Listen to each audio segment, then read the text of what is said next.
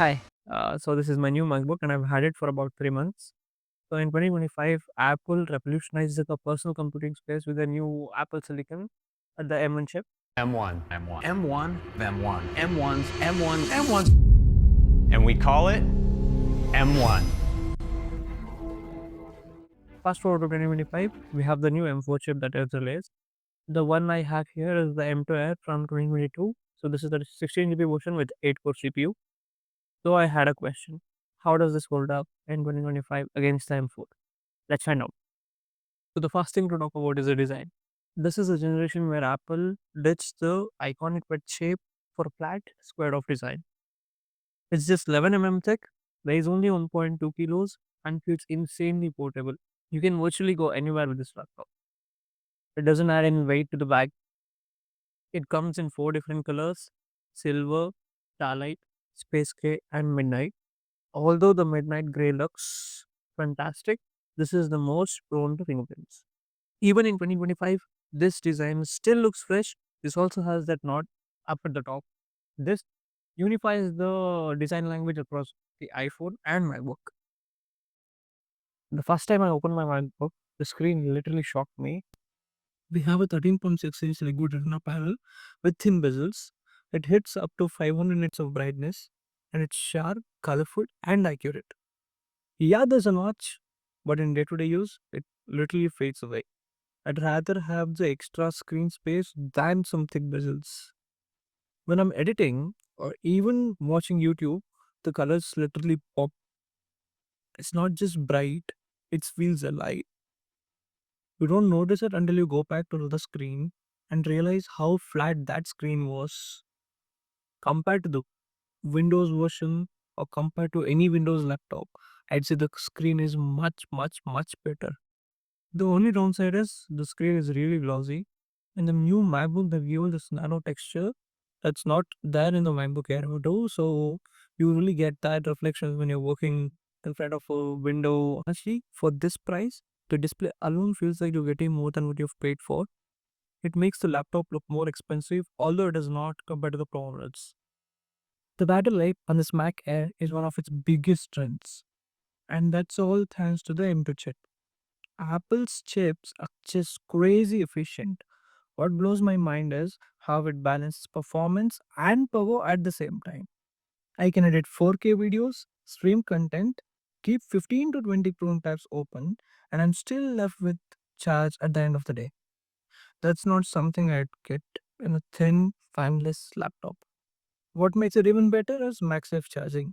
It just snaps on, it's safe if the cable gets yanked, and since it handles charging, my USB-C ports stay free. I barely even think about charging during the day. I just plug it at night and the next morning it's ready to go. Alright, we'll talk about the cameras. Nobody buys a laptop for the webcam, right? But it's one of those things you end up using all the time, especially now with the work calls, classes, or even quick FaceTimes. When I switched from my old laptop to this MacBook Air, the difference was damn nice. On my old one, the picture was grainy, washed out, and I felt like I had to apologize for how bad it looked. With this one, people instantly notice I look clearer, the picture feels sharper, and my face isn't blurred in shadows anymore.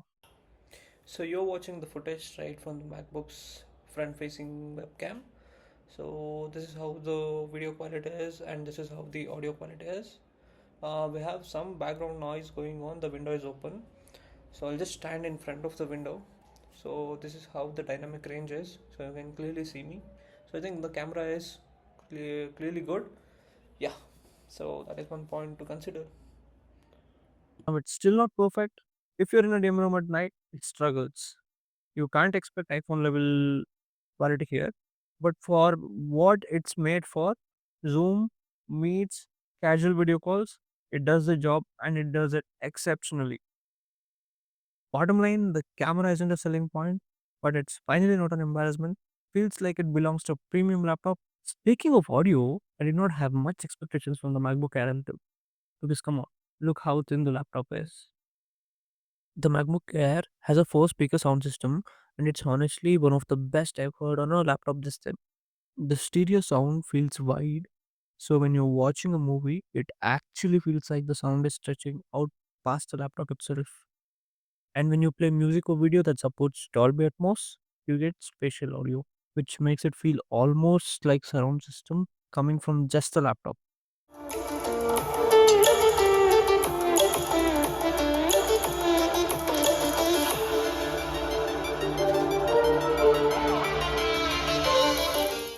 If you pair it with Apple AirPods, it gets even crazier with dynamic head tracking. So if you turn your head, it feels like the sound is still coming from the screen in front of you. So coming to the ports, this might shock you. We have one MagSafe and two USB Thunderbolt ports. That's it. That's all you're getting. And also there's this classic 3.5 headphone jack.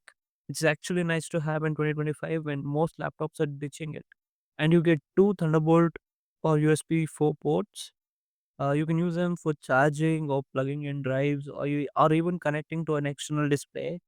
It's minimal, yeah, but the MagSafe frees up the USB ports for accessories. So in day-to-day use, it doesn't feel as limiting as it sounds on paper. I love the MagSafe 3 charging port. It snaps in instantly, and if someone hangs the cable by mistake, it just comes off instead of pulling the whole laptop down.